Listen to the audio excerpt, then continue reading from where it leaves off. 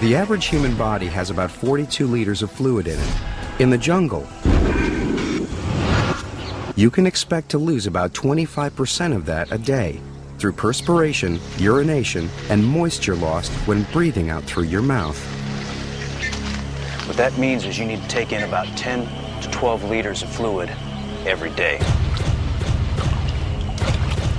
If you don't, and you go 2 days, and your body hits 50%, your machine shuts down. For you, that means death. So the most important thing in surviving in the jungle is hydration, hydration, hydration.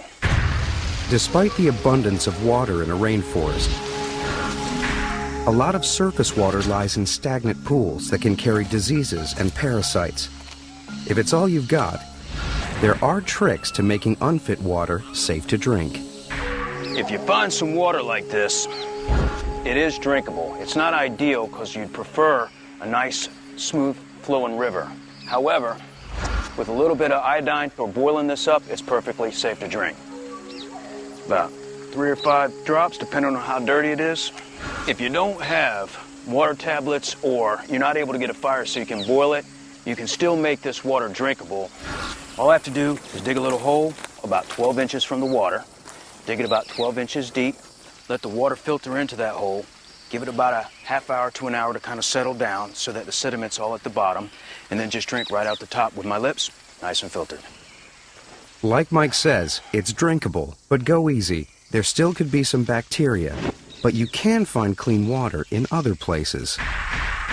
Plants can provide a plentiful source if you know where to look, and trees like this Chambira palm are always a good place to start. That fruit can either bear food or water. We're hoping this one's going to have water. Right in there, that's pure drinking water and tastes just like lemonade. Water vines are abundant and can be used to quench a thirst and refill a canteen.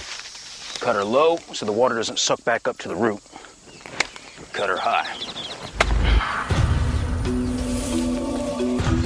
But how can you tell which plants are safe to eat? A good indicator are signs that other mammals, like monkeys, have been eating a plant or fruit. But to be on the safe side, Mike uses a simple edibility test. Basically, you touch the fruit, see if there's any irritation. You pluck it, touch it to your lip, wait a minute or two, touch it to your tongue, wait a minute or two, take a bite, let it sit in your mouth a couple minutes, chew it up, still wait a couple minutes, no problem, go ahead and swallow that, wait about 15 minutes. If no problem after that, go ahead and finish the fruit. Now you've got to sit on your hunger for at least 8 hours and see what happens. If you still feel all right, it's probably going to be safe. Go ahead and top off. Plants aren't the only ready food source in the rainforest. Protein is plentiful if you can stomach it. Now, when you're in the jungle, you got to eat to stay alive. You can't afford to be squeamish.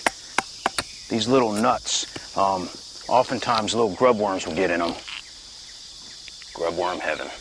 That right there is full of protein, full of fat, and can keep you going for a good long while. So if you can't get a fire, it's jungle sushi for you. If you can't stomach insect larvae, there's always adult bugs like this cricket. Get rid of the head, the legs, the wings, and there's your meat and your protein. Suck that bad boy right out. Not as yummy as a grubworm, but you can eat it. Okay, what we got here, nice little anaconda. He was just trying to get himself a little caiman for a bite to eat. Come on, boy, out you come. Okay, there we go. Come on, there we go. That whole deal, there you go. Just control the head. And you control the snake.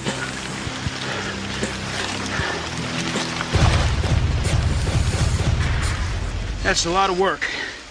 I wouldn't recommend you going for it if you're in a weakened state. But if you're feeling fit and your strength is good, it might be worth wrestling with this guy. But much bigger than this, I'd say let him go and find smaller fish to fry.